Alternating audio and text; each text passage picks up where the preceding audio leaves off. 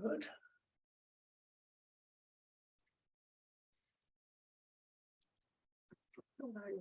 See, we're up to 33 now, so you know, if you double that and take a bit off, well, we've got 50 quid for I can't do that. I can't do maths. 50 or 60. You know that. Yeah, I know. But 50 or 60. I can't do double. Yeah. Right, another minute. It's nice to see everybody. It is nice, isn't it? It puts a human face, puts human faces to the Well, I found activity. it really awful to start with. I found it really scary, but got used to it. Get now. used to it Yeah. now, yeah. Yeah. Right, let's do.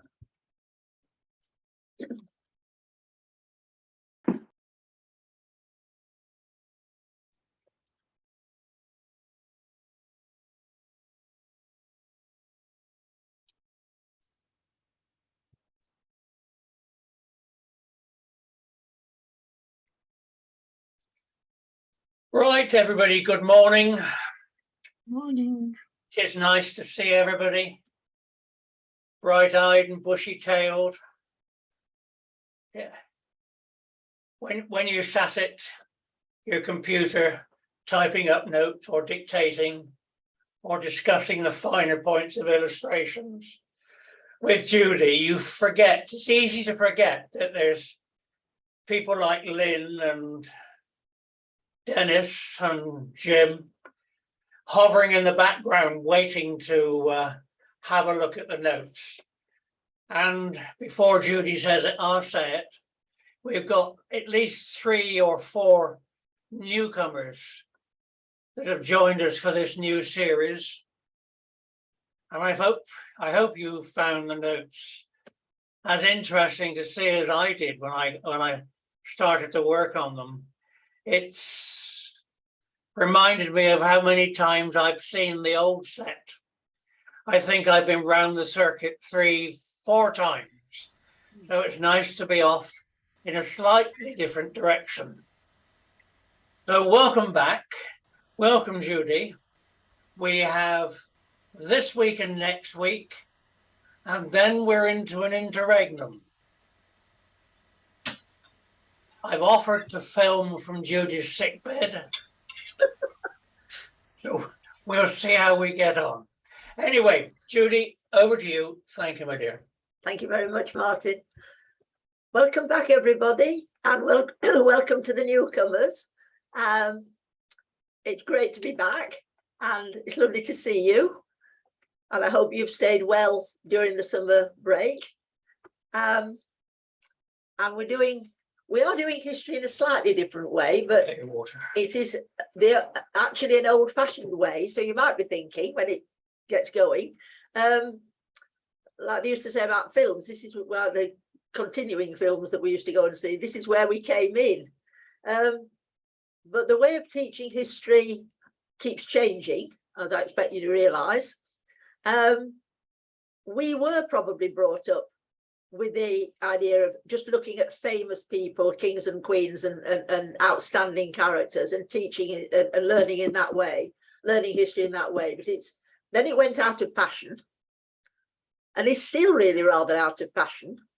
But interestingly, in The Guardian at the weekend, where they were focusing on Gorbachev and his death and what his contribution had been, thank you, Martin, they were saying that this kind of history was actually making a comeback. So we're kind of ahead of the game.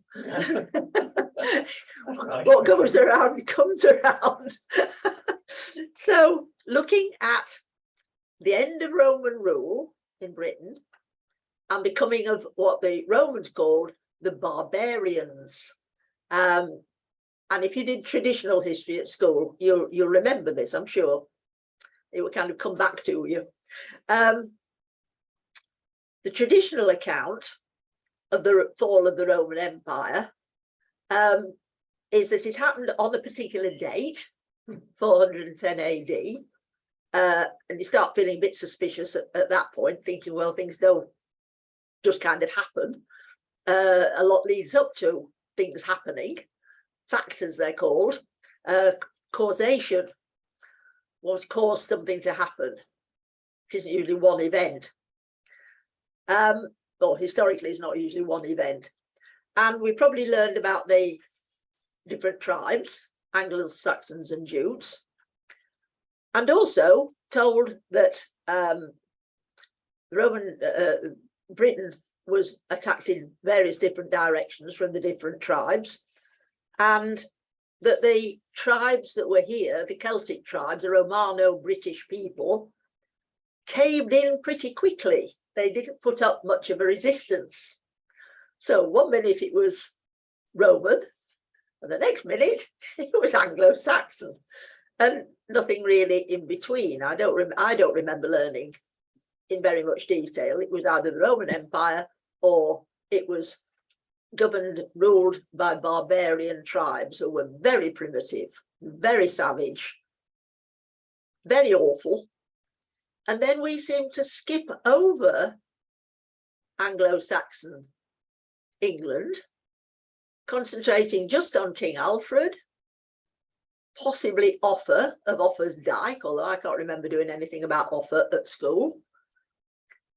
And then treating the Anglo-Saxon period as though they never really developed any further than when they first arrived, when they were not Christian, and they were obviously fierce because they were fighting their way into this country with the intention of taking over the land. Now, if you think about it, the Anglo-Saxons arrived for the first time around 410 AD, and we then very neatly finished them off as if they kind of disappeared altogether in 1066.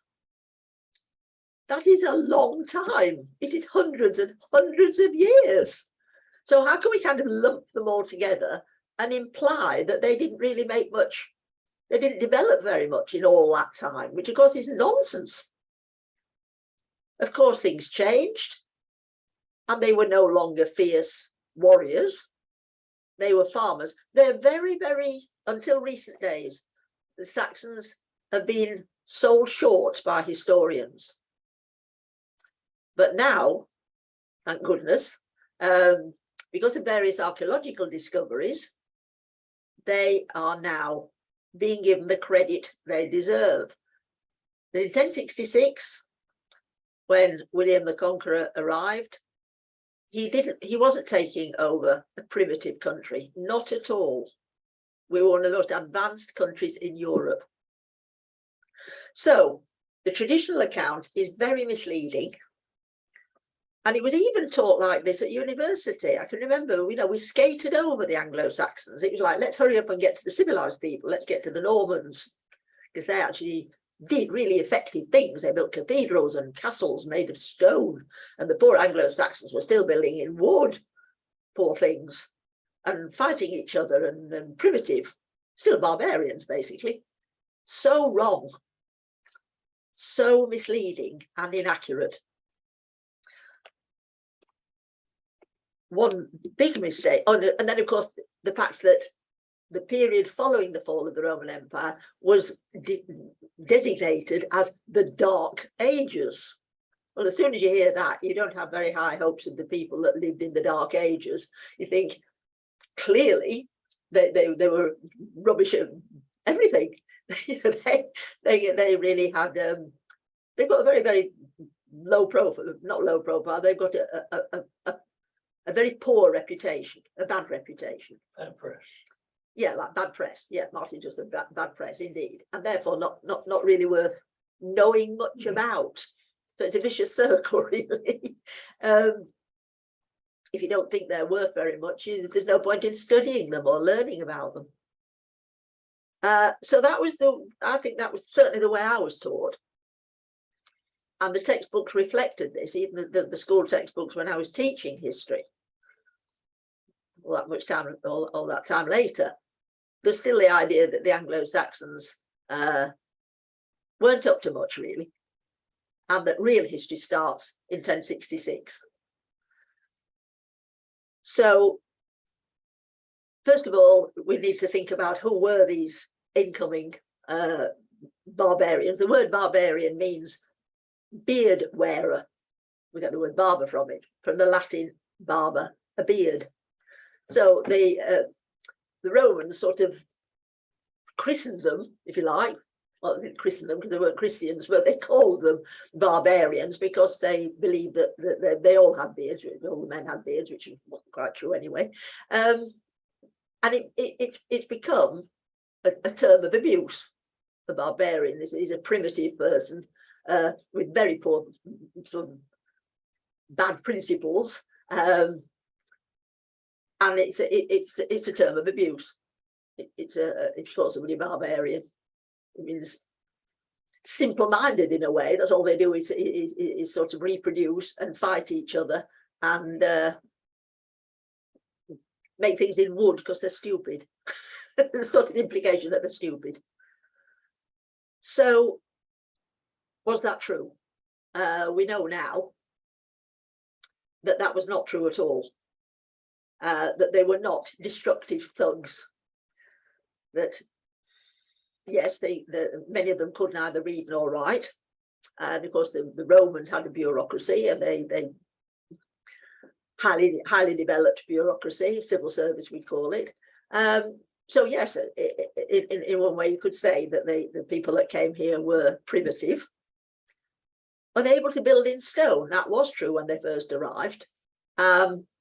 But I mean, over all the years that the Anglo-Saxons were in charge, you might say, of course they learned to build in stone. There's this idea that they were still living in primitive wood huts right until 1066, and then magically the Normans turned up and started building fantastic castles and huge cathedrals because they were so incredibly clever.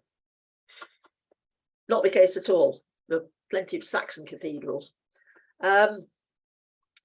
One of the things which has altered people's attitude to the Anglo-Saxons, of course, is the hoards that have been found. And I don't know whether you've seen the film The Dig. I've only just been watching it on Netflix. I saw it just 3 days ago, about the finding of the Sutton Hoo ship and the discovery of all the artifacts and the incredible workmanship which surprised everybody in the 1930s, 1939, just as war was being declared. That was a bit of a wake-up call for people who had thought that the Anglo-Saxons were a sort of, not a footnote in history, but were hardly worth bothering with. Stupid people, hadn't got any skills at all. That made people really pay attention to the Anglo-Saxons. How could they produce this wonderful work if they were as stupid and backward as everybody had said? And other hoards, of course, have been found since, as archaeology has improved and become more technical, and certainly because of the invention of metal detectors. At first, well, I'm sure you know this, at first,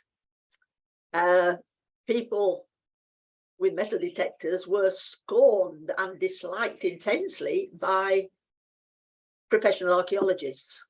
They thought they were just like looters. They were just treasure hunters. They ruined sites. They just didn't use their metal detector, got a signal and started digging.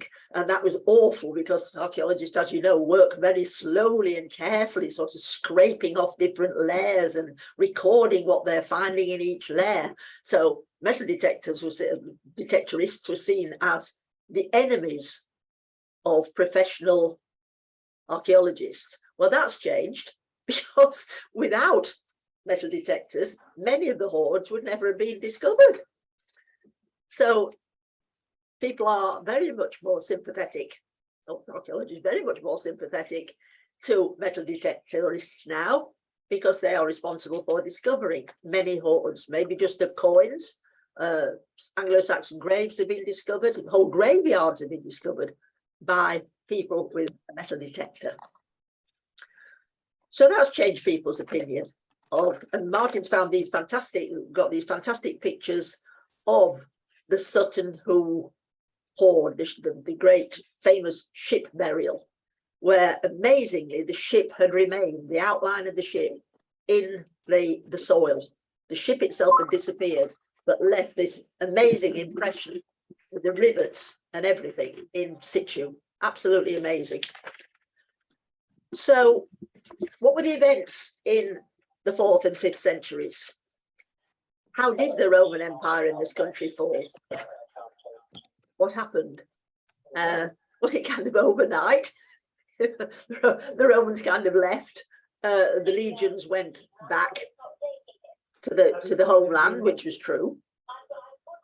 But did the Anglo-Saxons and Jutes appear kind of overnight? Did they suddenly appear and take over the country? No, of course they didn't.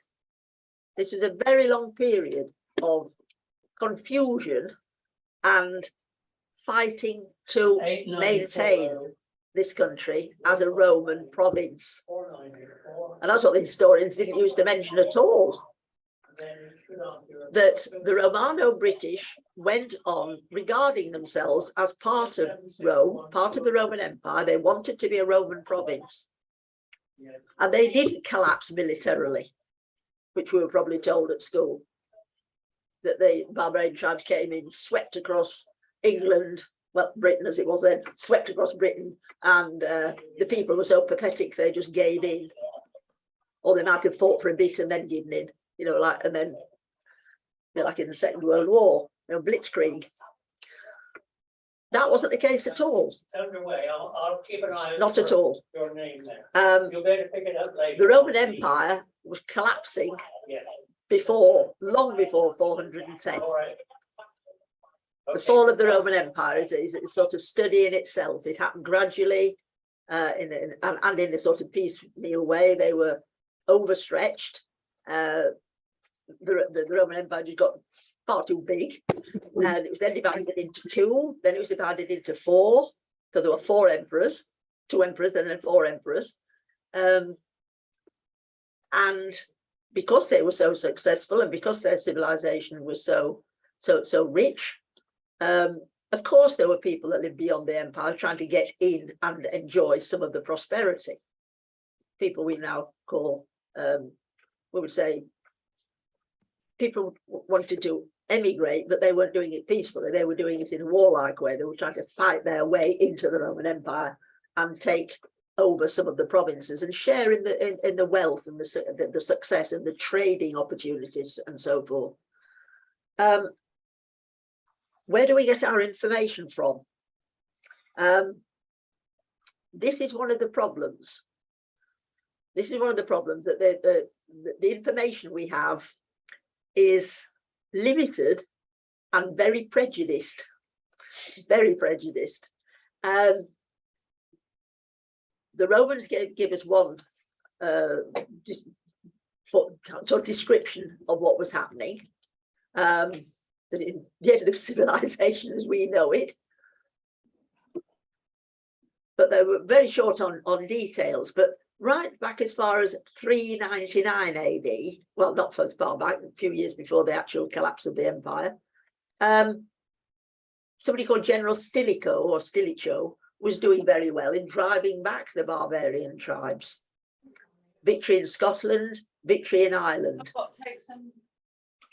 He was killed. AD 400, remains of the Roman army proclaimed their own emperor, Constantine III. So the Roman Empire was in trouble. Attacks from various tribes beyond the empire, these all described as barbarians.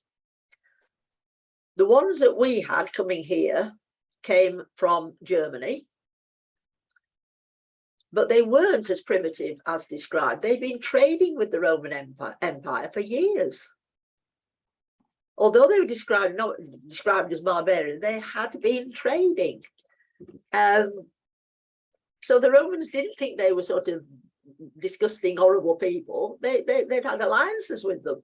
So another misunderstanding is that, you know, the Romans and the Anglo-Saxons were totally hostile to each other. No contact except through war, through killing, through bloodshed.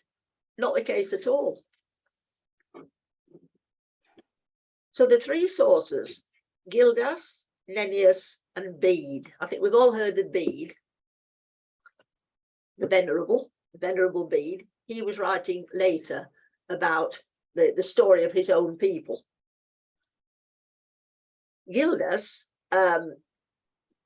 wrote a book in 500 AD, so it's very early, during the Dark Ages, called The Ruin of Britain. So you can tell straight away, it's a very biased title, The Ruin of Britain. He blamed the Romano-British Celts for the plight they were in.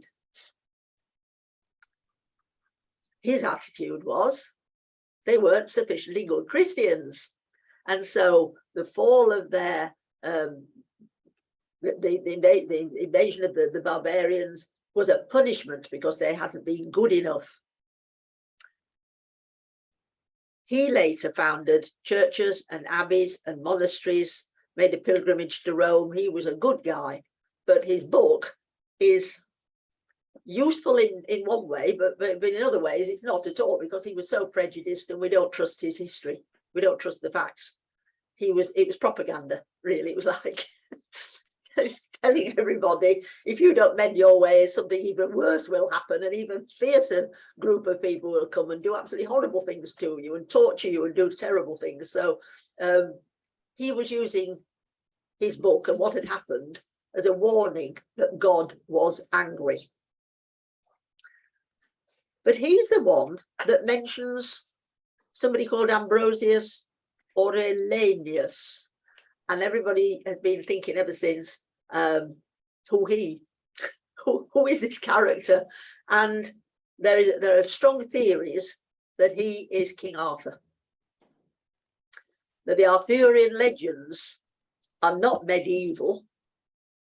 I mean, Arthur's always shown in medieval armor, almost like St. George. The modern interpretation of these hints that there was a great Celtic chieftain who fought against the barbarians very successfully, held them at bay.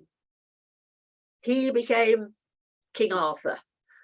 The legends that built up around him are a mixture of legends coming from other countries, even, and other disciplines, other cultures, all lumped together. You know, the idea of the round table and the knights having missions and the search for the Holy Grail. Nothing to do really with the original Arthur, who it's believed now was a Celtic chieftain, a sort of sub-king, fighting very successfully against the known as barbarian hordes. I mean, that's another very prejudiced word. If you say horde, you mean people who are really fierce and dreadful. So Gildas, we don't really trust as a historian. Nennius, the first person to mention Arthur by name as a hero, wrote a book called the Historia Britannum. And it's in an infuriating book. Lots of facts, except that they don't stand up to investigation at all. So we don't know historians don't really know which are facts and which parts he's made up and which bits he just filled in because he didn't know what had happened. So he made something up. According to Nennius, Arthur fought against the Anglo-Saxons in 12 separate battles. He actually says that. And he was the leading commander. So he's promoted him. He wasn't, well, not promoted him, but he's saying he had more importance than Gildas, who doesn't actually name Arthur, doesn't use his name as such.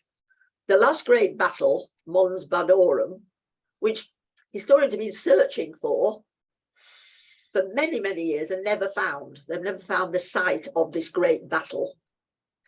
And Nennius also talks about 33 cities of Britain, which is a bit of a surprise because we're thinking, well, the Romans did believe in city life. The word civilization actually meant, civilian, somebody who lived in the city. And people who lived in the country were a bit stupid and a bit fake. People who lived in cities were incredibly civilized which in a way was true of the Roman Empire. They thought their peasants were, I mean, that's when the class system came in, really. The peasants were illiterate, and all they're interested in was the soil and their crops and their animals, and hadn't got very much conversation and never read, well, obviously they couldn't read books. And real civilization was to be found in cities with their wonderful baths and the basilicas and libraries and a forum where people were allowed to discuss things. That was true civilization. So the Romans had a very powerful class, and then they've gone down slaves. They had a powerful class system. But according to these writers, so we've got one writer who's very vague and just says, well, everything's the wrath of God. You know, you deserve to be taken over by these barbarians because you've offended God. And then you've got Nennius, who is very specific. But historians are just as suspicious of Nennius, because they think, how come he's got all this information? And all these cities mentioned, including Catterick and Manchester, and Martin has actually published the list of cities, 33 cities. So Nennius is reliable in one way and very unreliable in other ways, because we have the feeling that he's embroidered some things that he does know about, and then he just used his own imagination and filled in the gaps. So historians find him very, very annoying because they're trying to determine which bits are true or could be true and which bits are clearly fiction. So they now believe that Arthur is now accepted as not a legend. For many, many years, he was legendary. You know, the historians said, no, of course he never existed. These people have made it up because almost for national pride that the Romano-British tribes, the British, did fight back. You know, let's have a bit of pride here. They didn't collapse suddenly in 410 and let the barbarian horde sweep in and take over. There was resistance. And so historians said, well, that's all very fine and dandy, but we don't know anything about this King Arthur character. So we've never found his palace or anything belonging to him, so we'll regard him as a completely fictional character. Well, the whole situation's changed now. People believe that King Arthur did exist, but he wasn't actually a king as such. And the legends about him, of course, have, as I said, have accrued over the centuries till it became an established, the story of King Arthur and the search for the Holy Grail, etc. And Queen Guinevere and the famous sword and all these legends attached to this person who did exist in this semi-mystical time called the Dark Ages, where you don't expect to have very specific information. Then you've got Bede, and then you're on much, much firmer ground. The ecclesiastical history of the English people, but again, you can see the bias. He's a monk. He's writing from the point of view of Christianity. And he's the one who described the German tribes, where they came from, where they settled, and he is very worthwhile reading. His book is still in print, a Penguin book, or at least it was last time I checked, and it's very readable because he was writing much later, and he writes in a very confident way, and you don't feel that he's embroidering it and just expanding for the sake of it.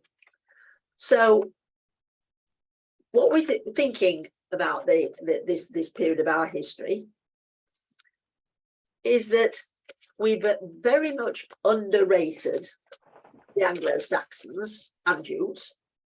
The important thing, the change, which you probably learned at school, I can remember learning this, was as though they were in the dark, figuratively speaking, and actually in darkness, because they weren't Christian. So what were they? Well, they were pagan, but then so were the Romans. Not all the Romans, though. Christianity had reached this country while the Romans were in command. The oldest church that can be identified is St. Martin's in Canterbury, which a lot of the Roman architecture and the actual Roman fabric has survived.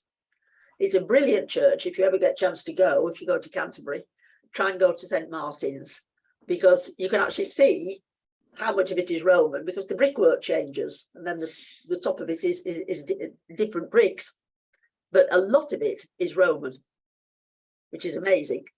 And so that is designated as the oldest Christian building in this country. So it's quite wrong to think of the Romans as just worshipping their pagan gods and their pantheon of gods. The Christianity had taken hold, but it certainly hadn't taken hold in Germany, where the Anglo-Saxons and Jutes came from. It certainly hadn't taken hold there, because they had such an awful reputation that nobody had the courage to kind of go and suggest that they became Christian. It was a sort of bridge too far for most of the missionaries of the time. There were monks who were offered to go, and their abbots had said, no, probably not a very good idea. You just won't come back alive, and you won't succeed anyway. So they hadn't been, they hadn't changed their religion. And the cutoff, the change from the Dark Ages to just Anglo-Saxon England is the conversion in 597. And again, you have the date, because that's the way we used to be taught history. You're given a date and a fact that went with the date, and then you tended to think, and then there was no real follow-up. It was like everybody suddenly became Christian in 597, or certainly everybody in Kent suddenly became Christian in 597. And of course, that wasn't the case. That wasn't the case at all. People went on. Well, first of all, it's very interesting. Why would barbarian people, by this time they were farming, of course, they'd settled, they were farming, but people with a fierce reputation, a warrior reputation, why would they find the Christian Jesus attractive? What would they find attractive about Jesus? Same problem with the Vikings. They resisted for a long time. They called Jesus the White Christ, and they didn't find him attractive. They were used to having their own gods and goddesses coming back to life after being killed in battle. They were used to miracles, people being able to have magic powers, even trees and pools having magic powers, or certain kinds of berries, rowan berries. It wasn't that they couldn't accept that Jesus did miracles. It was that they didn't like his personality, which is shocking, maybe shocking to us. But if you think from their point of view, their gods and goddesses, certainly the Anglo-Saxons and Jutes, worshipped gods that were sort of like them. They were warriors or fierce. And Jesus didn't appeal because he hadn't resisted arrest and he hadn't resisted being put to death. They found that totally alien and strange. They just found they couldn't cope with that. They didn't understand it. Why hadn't he fought back? Yeah. And if we think about it, it would be difficult for them to make that transition from worshipping fierce gods and having a heaven which was a warrior heaven, from the point of view of the Vikings, Valhalla, which was their idea of heaven was for men. They didn't have an idea of heaven for women.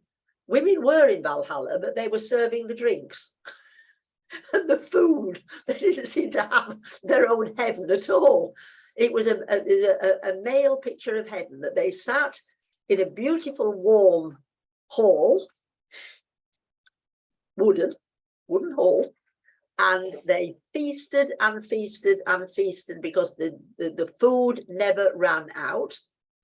And they drank and got drunk and sang, lots of singing. And what were they singing? They were singing stories of their ancestors who had been particularly brave in battle. And it was called Being Remembered in Song and Story. And it was every man's ambition to be remembered in that way, so that their story was being sung many years after their death in Valhalla. Then their name would never die. They would be remembered for their brave actions. So that was their ambition. That was their idea of heaven. Lots of food, lots of drink, lots of singing, lots of warmth.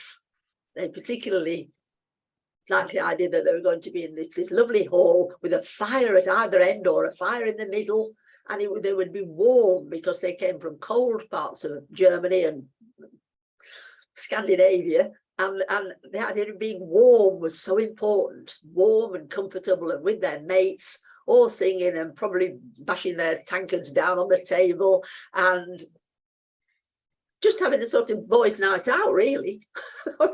That was the idea of heaven. Okay. The idea of sacrificing yourself and not resisting was alien. So they struggled with the idea of Jesus as their leader and saviour, redeemer, etc. It was hard work, pardon me, for the missionaries when they did start to make inroads. It was hard to be. We're going to do this in more detail next time. But fascinating, really. How did these missionaries pluck up the courage to go and teach the people something that they found so alien and risk being killed or tortured or both? Tortured first and then killed. What enormous courage that would have taken. And again, it didn't just happen, like we say, 597, everybody suddenly became Christian, and that's the turning point. It's not the Dark Ages anymore, because we're part of Christendom. You know, we've entered the promised land sort of thing. We're part of Europe. So it's actually very current. And we've just done the opposite. Sort of withdrawn from Europe. 597 was sort of entering Europe, if you like, becoming part of Christendom and Christ's kingdom, becoming Catholic, becoming Christian. But as we'll find out next week, it didn't happen overnight, not at all. And it certainly didn't eliminate all the pagan practices, because we still have many of them today. A lot of our superstitions date back to, well, say the Dark Ages, the time when we were pagan or heathen. Like not walking under a ladder. People said, oh, we're not walking under a ladder. That's because the ladder and the wall and the floor make a triangle and you're breaking the Holy Trinity by walking under a ladder. It's kind of blasphemy. But it's much older than that. It's actually not offending the tree. because they believed certainly oak trees had magic powers, willow trees, rowan trees particularly. These trees all had separate powers, but particularly the oak tree. The oak tree had spirits living with. So the Anglo-Saxons were fascinating because of their beliefs, because they were very well developed beliefs. They weren't sort of simple because they couldn't write them down. They were very specific. What they believed about trees and pools. The Celts had also believed in the power of water, to cleanse or to drown people, or to flow, to move. So you can use the water to build a boat and then move, which is what they'd done. The sea. They didn't worship the sea. They were scared of it. They worshipped rivers and pools and springs. So it's a fascinating Anglo-Saxon life is absolutely fascinating. And it is going through a period now with historians concentrating now much more since the hordes and a revival when they found the Staffordshire hoard, and everybody got all excited again about the craftsmanship, the skill. These couldn't have been really primitive people. Judy, where did the green man figure? Green man is, yes, and it's European. The green man is the spirit of the tree, the spirit. Martin's just asked about the green man, which interestingly he features in cathedrals, which is because he's totally pagan. The idea of the green man, the man with the face that's sort of got tendrils of leaves all coming around him, growing out of his ears. His face is kind of not quite made of leaves, although in some sculptings that I've seen, he is almost made of leaves. But usually it's like he's got his hair is made of leaves, and the leaves coming out of his ears. The green man, and very, very ancient, and that goes right back to tree worship and the fact that there is a spirit of life living in a tree, and that the spirit can be for either good or ill. You've got to keep on the right side of the green man, because he can be extremely spiteful or he can be very helpful.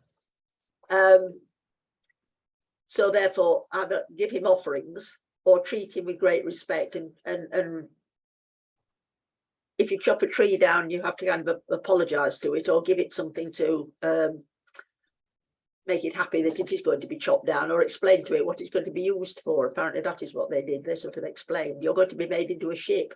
Is that all right?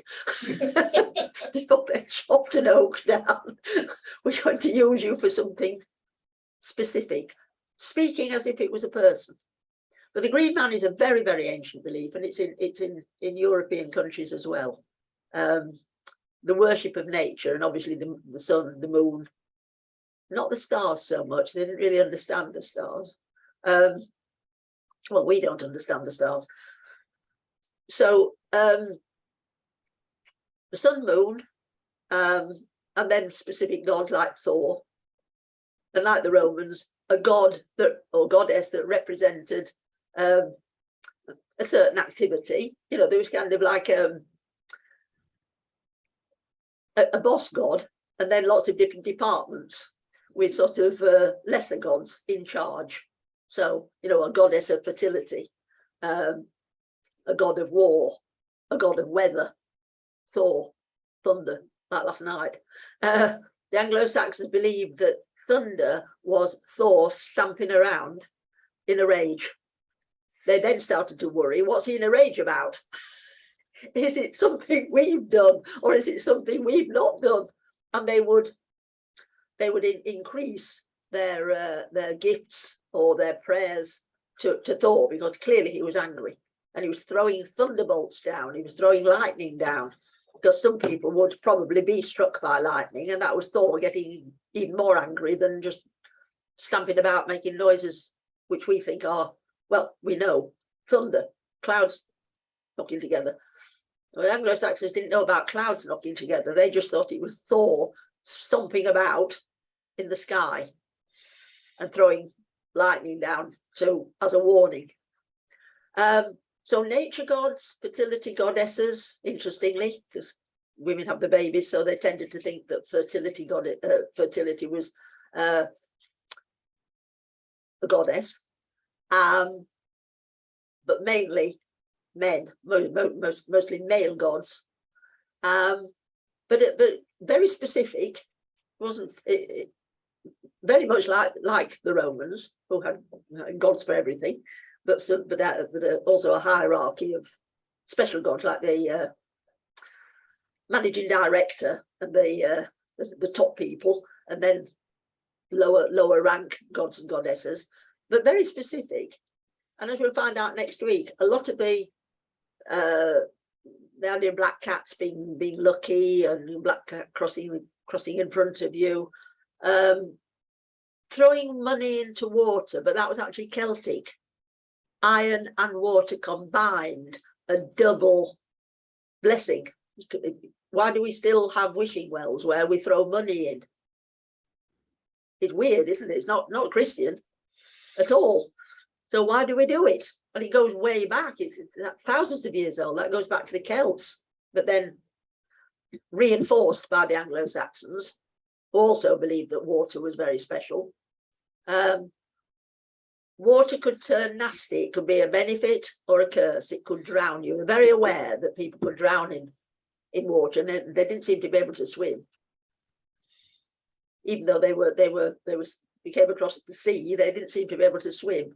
So afraid of water, respected it very highly, and therefore gave it offerings. And the best offering would be a coin, or something that you valued. So some of the Saxon artifacts that are now in the British Museum were actually found by Victorians, not archaeologists, just people digging the early underground system in London, or when they tried to control the Thames by creating the embankments, the Battersea shield was discovered, and everybody getting very excited because that had beautiful workmanship. The Battersea shield, offerings to the river. So then people woke up to the idea that if they started dredging rivers commercially, they might find Anglo-Saxon or Celtic artifacts, and sure enough, offerings, either to placate the river because it was flooding, or as a gift because they wanted a favour, or just because they were keeping on the safe side. They were just keeping on the right side of the god, just in case, a kind of insurance. We'll give the river a nice present and then it won't flood, or we'll give the river a nice present and maybe something good will come of it. Our trading will increase, or our ships will never founder, our ships will never go down. A lot of these beliefs have continued. Touching wood. Why do people touch wood? Certainly not Christian. Well, they said, oh, it's touching the cross. It isn't. It goes much, much further back than that. It's touching a tree with power, usually an oak. But we do it, don't we? We still do it. People still say, they say something and then they say touch wood, meaning let's hope it happens. So the Anglo-Saxons have had a much more profound effect on us than perhaps we'd like to think, because I say back to how we started the lecture, that we've always had this idea, because of the way we were taught, that they weren't very important, they weren't very effective, they weren't clever like the Romans, or the Normans. They were somehow sandwiched in the middle and a bit useless.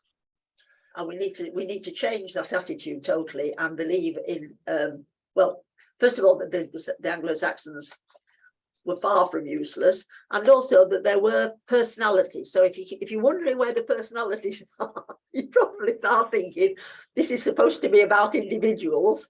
They're kind of coming up next week, where we're on firmer ground. We will do, not next week, sorry, the week after. Next week. It is next week, yeah, before my op. It will be, I say, we're on firmer ground when it comes to personalities, not just Alfred, not just King Alfred, but other people, but particularly do the conversion in detail, because I've got St. Hilda of Whitby. Those of you who've been to Whitby Abbey and probably know about St. Hilda and her contribution, and the missionaries, and the Celtic missionaries as well, the ones that didn't sort of agree with the what later became the Roman Catholic missionaries. They had their own form of Christianity, and the great saints, the great Irish, Cornish and Welsh saints, who could perform all sorts of miracles, but some of them, again, you have to question, like St. Brendan sailing across from Ireland on a leaf, and St. Brendan again sailing across from Ireland in a stone boat, just to prove how holy and powerful he was. So we will do some of these strange legends that developed around these early missionary saints, because they're fascinating. You don't have to believe them, but they're fascinating. So next week. Judy, can I just take us in a slightly different direction for just a second or two?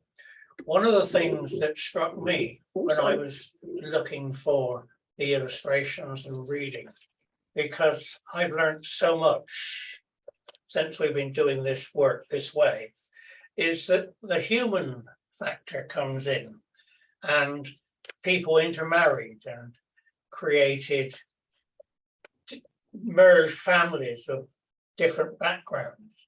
And the idea of fixed dates ignores that altogether. Yeah, yeah. There must have been. It's the old way of teaching, and it's a boring way of teaching. It's to teach from dates and just hang information onto dates. And Yeah. And it's the wrong way of it's Ignores the humanity. stultifying, really. And I think that's how a lot of us were Put off history. put on. Well, obviously I wasn't. It's the wrong way of teaching. A lot of people have come to me and said, "Oh, I hated history at school because it was just dates." Yeah. And the dates are often giving a very false impression. Like we say about 410 AD. Oh yes, that was the fall of the Roman Empire, as though it was like a pile of bricks and somebody just took the bottom brick away and it all fell down all of a sudden on 410. No more Roman Empire. I mean, what actually happened in that year, yes, it was dramatic. A tribe called a barbarian tribe called the Visigoths, who lived in Germany, managed to reach Rome and sack Rome. I remember when I was little thinking that meant they had sacks and they put all the loot into sacks and threw them over. I had this vision of throwing them over their shoulder and sort of whizzing off back to Germany with all this stuff in sacks. I was quite a bit older when I found out what sack meant in that context, you know, destroying a city and looting, of course. And the phrase that we use now sometimes, you know, the end of civilization as we know it, it was that kind of moment that the heart of the empire had been taken over by these dreadful people. But the impression given is that was the end of that. And of course, it by no means was. The Romans did fight back. But in that year, we do know that the 3 legions that had been designated to occupy this country, but they weren't all Roman. That's the other thing. They weren't all Roman. They obviously recruited from the indigenous tribes, Romano-British people, Celts, and people from other parts of the empire. So there would be black people, there'd be Asians, there'd be also, you know, completely in the ranks. Like now, it would be multicultural. So the 3 legions that were in this country were withdrawn officially to defend the heartland, to defend the empire. So it's true that the Roman troops left, but after very, very diligent research, historians have discovered that they came back. That's never recorded. It's like they left in 410, they left the poor people in this country to the mercy of these dreadful barbarians who came over in hordes and killed and looted and then took over the land. And, you know, a fortnight later, it was like Anglo-Saxon England instead of Roman Britain. And it wasn't like that at all, as you found from your notes. It was back and forth for a long time. And Roman soldiers did actually come back on a temporary basis. The Romans didn't give up on England. Oh, sorry, on Britain. They call it Britain. England, of course, comes from Angle land, from the large tribe, the Angle tribe. So it was a very messy and long drawn out process, and the rest of the empire similarly. The story that Bede tells is that, and it sounds quite convincing, is that for a long time the Saxons had been attacking this country. They saw it as a rare prize because we've got such good agricultural land and enough rain to make good grass. Therefore, we got very, very healthy farm animals, which wasn't true in parts of Italy, of course, and in many parts of Europe. They hadn't got very good grass. They hadn't got good pasture land. our country was seen as a prize to be won. It was a pearl. It was a wonderful place, and all sorts of resources here, which rather Romans had come. Gold, bit of silver, lead, building stone, fish, lots of fish, obviously. You know, it's a wonderful place to conquer. That's why that's why the Romans came, and the Saxons felt the same. But what wasn't usually mentioned at school, but Bede talks about this, maybe he did learn this at school, was that the Romans had a relationship with these barbarian tribes. They used them to supplement their own army. They used them as mercenaries because they were great warriors. They had a relationship with them. It wasn't that the barbarians lived in these great German forests and kept appearing and then going back to their forests, and they were just totally seen as enemies. They had treaties with them, as we said already. They had trading treaties. Roman coins have been discovered in Saxon hoards, even coins from Constantinople. Remember, the Saxons traded in Constantinople. There were tremendously long trade routes, which surprises us today. But so the Romans didn't just capitulate in 410. They didn't sort of suddenly collapse and these barbarians took over. Not at all. What Bede says happened in Kent anyway, was there were barbarian leaders called Hengist and Horsa who had an agreement with the Romans to work as mercenaries to fight other barbarian hordes, and they didn't pay them properly.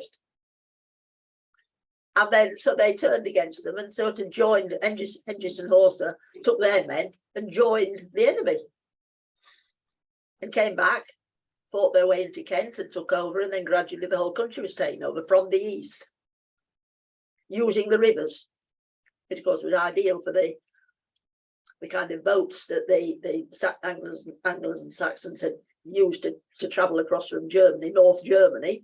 They just went up the rivers, parked the boats, and then fought for land. Sometimes they didn't keep the land. They got back in the boats after they'd looted. They got back in the boats and went back to Germany. But then more and more came, saw how brilliant the country was, and decided that they would settle, and then brought their families over. But it was very piecemeal. It certainly didn't happen like we were told when we were at school. Partly for lack of time at school. There isn't time to go into all the detail, but also because that was the way that they'd been, the teachers had been taught, because it was even taught like that at university. Anglo-Saxons rubbish. Let's sort of get rid of them a bit. Let's move away from the Anglo-Saxons and get onto the Normans, because that's when things really started to happen. And then we started to be a great, well, not a great country, but a country to reckon with. We were a country to reckon with during Anglo-Saxon times. It wasn't written down. Later it was. I mean, the idea that they just stayed illiterate is ridiculous. There's masses and masses of information about the Anglo-Saxons in the later period. In fact, we had one of the best systems in Europe, because we were by the time the Normans came, we were a united country, very unlike most parts of Europe where the borders were still being fought over and continue to be fought over for centuries, still being fought over today. We were united because we were an island, and we had become united by then. One king over the whole country, very unusual, say, for the rest of Europe, not the case. And we had a very, very good bureaucracy, had an extremely good taxation system. People paid their taxes. There was a proper system, and names were written down. So law, extremely good justice, which we will go into, very fair, in some way more fair than today. A varied sort of system. So we'll do about that. So actually, very, very civilized indeed. Well, there's a surprise. So yeah, the Normans took over a country that was very successful, very organized, and with extremely good laws. It wasn't barbaric anymore. The crime was low. Crime was low, and we were seen as a civilized country, which is why the Normans wanted to say again why they wanted to come here. They weren't going to have to do very much in terms of adapting.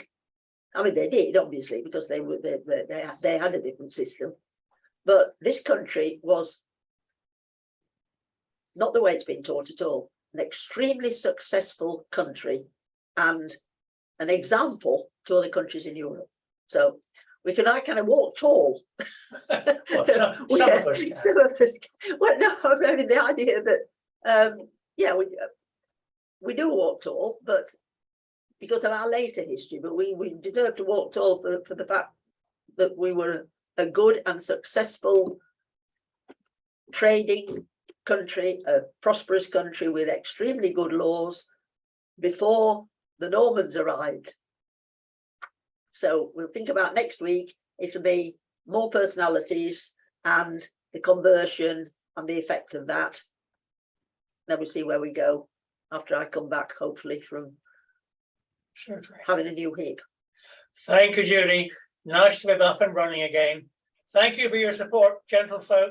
Yes, thank you. We'll Yes. gather next week at about 10:25. Thank you for all your loyalty. Take care. Bye-bye. Stay well. Bye. Thank you. Thank you, Judy. Thank you, Judy.